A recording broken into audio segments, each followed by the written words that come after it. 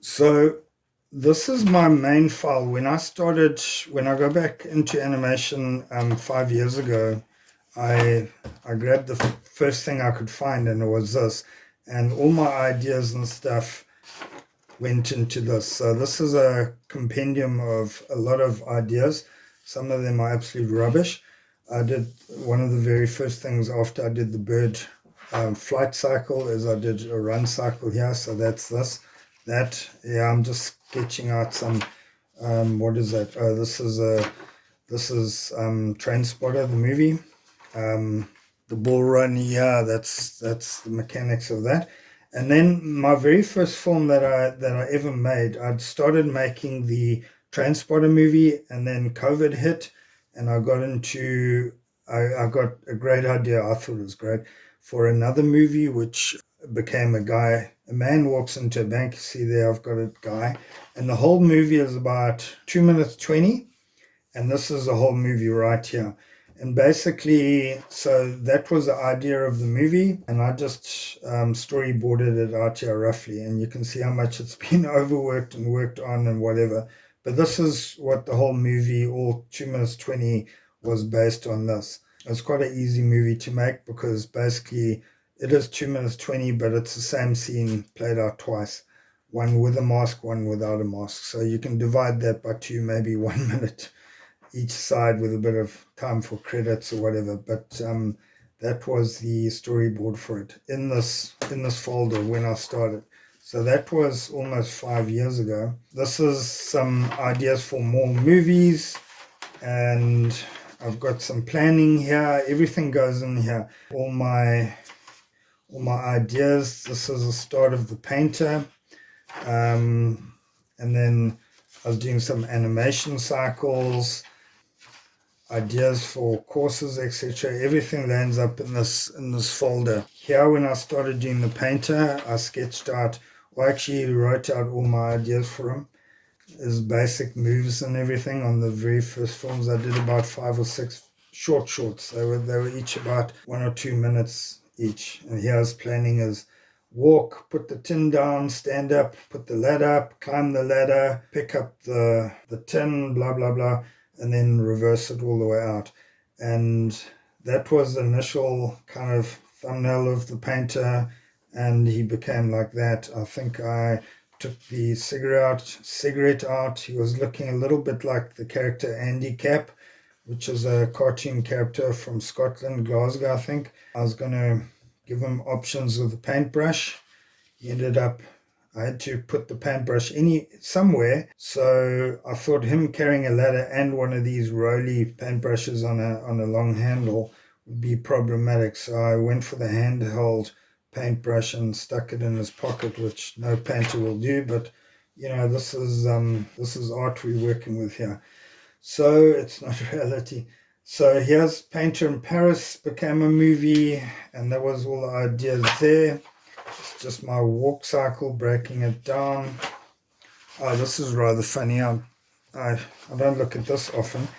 Don't look at this file that often as it is, but there's a painter in the bogs, in the toilet, in the WC, in the head, if you'd say that in America. There he is with his tin and his ladder.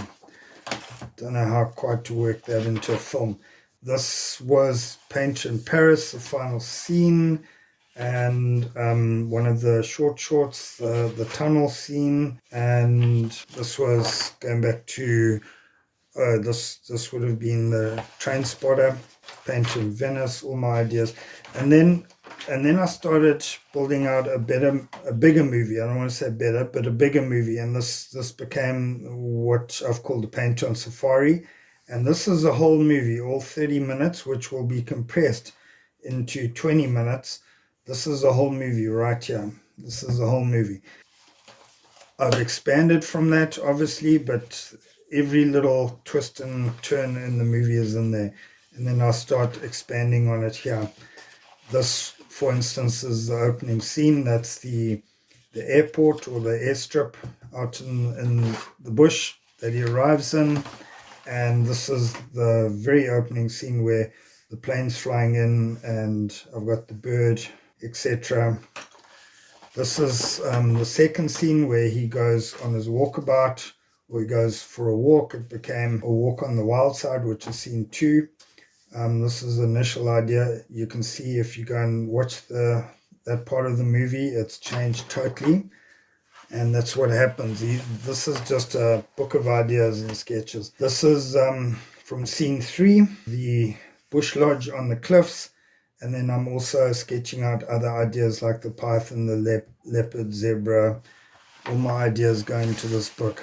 This is what this is about. This is just basically brainstorming on paper, getting ideas out as you think of them, putting them down.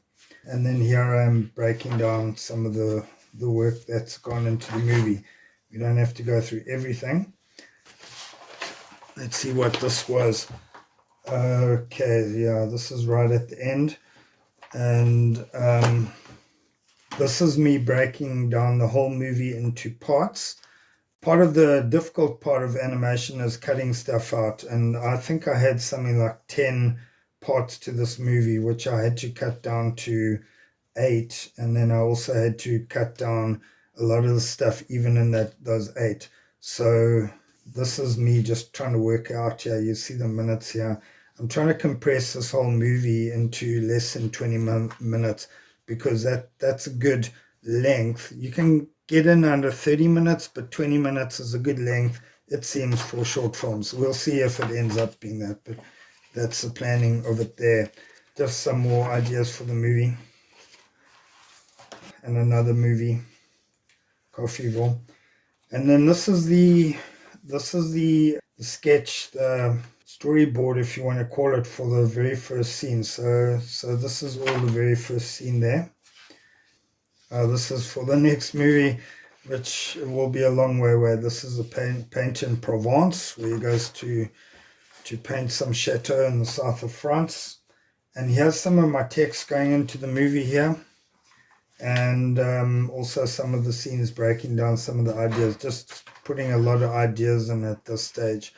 And this is the end of scene 1, actually. This is, so you can see there's no order to this. Everything goes in as I think about it, and as I have to capture it. I'll sketch it down in this book. So it's all over the place. It's very messy, but that's half the point as well. Some of my credits, some of my ideas, some of the extra stuff that I want to add into the movie, it's all here. If I don't put it down here, I'm going to forget about it, because there's so much I've got to do anyway. So if I don't capture it, it's gone. This is breaking down again storyboard. This is episode 2, which is the walk on the wild side, and it's all broken down here. So that's that one. Let's have a look here. Yeah, there's a dung beetle scene. This is going to be a lot of fun. There's dung beetles are these little beetles we have, and they're peculiar to Africa. You probably got them in other countries or other continents, but they basically take the dung of animals, specifically here rhinos and elephants, and they roll them up into little balls, and then they roll the balls off to their little nests, and they lay their eggs in these little balls of dung, of basically poo, animal poo. So there's dung beetles that are, and if you go into some of the parks here, some of the game reserves, they have warning signs so you don't run over them, because they are, I don't want to say endangered, but they're part of the cycle, and they're trying to keep them from getting squished. So that's definitely going in the movie somewhere. This is scene 3. This is the initial sketch idea for the lodge on the top of the cliffs here, and I've got you can see here, I've got flamingos flying down the river. Changed a whole lot visually, changed a whole lot. There's thunder clouds and some lightning, etc. down there. Visually changed a lot, but the idea remained the same. Here's some ideas for walk on the wild side, just the post ideas, etc. There's a leopard, there's some rhinos in here. There's a waterfall scene. These are some of the tourists. If you go on a game drive here in Africa, what you quite astounded by is the size of the cameras that the tourists bring. They're usually American or European or from the East, and they bring these massive zoom lens on their cameras. So a couple of those, and then somebody's got their iPhone. So that's just ideas for the movie. There's a final part to the movie there.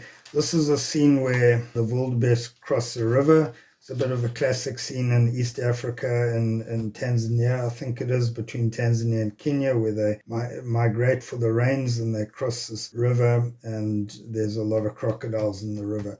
And a lot of these wildebeest pay the ultimate price. So a bit of a play on that in the movie, and that I think will be about scene 5 or 6. And then here's part 4, which I'm working on currently. This is a zebra crossing. This is just opening of it. And here's the whole movie broken down into all the parts. You see I got it down to 8. So Into Africa is the opening scene. Walk on the Wild Side is scene 2. Dinner for One, scene 3. We've done those 3. I'm working on scene 4, which is zebra crossing. There's a crocodile scene, crocodile shoes, which we just alluded to just now. There's a wonderful scene called Snakes and Ladders. Then there's scene 7 is cliffhanger. That is a cliffhanger, wait for it. And then the 8th one I haven't actually named, but it's basically the fond farewell dinner. So it's all broken down, this whole movie, into separate scenes, which will get put together, correlated at the end. And I'm working on scene 4. I've also got lots of, at the back here, there's a bit of a gap in the middle, but at the back I've got a lot more stuff that I'm working on separately. Where have I got it? Yeah, all the stuff at the back here. So I've got these other movies that I'm working on. The Fly, this just ideas for YouTube, etc. Boomerang, Bomb Squad, etc., etc. A lot of ideas back there. There's one that I can't wait to get out, In Search of Scooter Man, which is a beautiful story for a short, and it's all in this. And this is quite a few years of ideas just packed into this really broken up folder.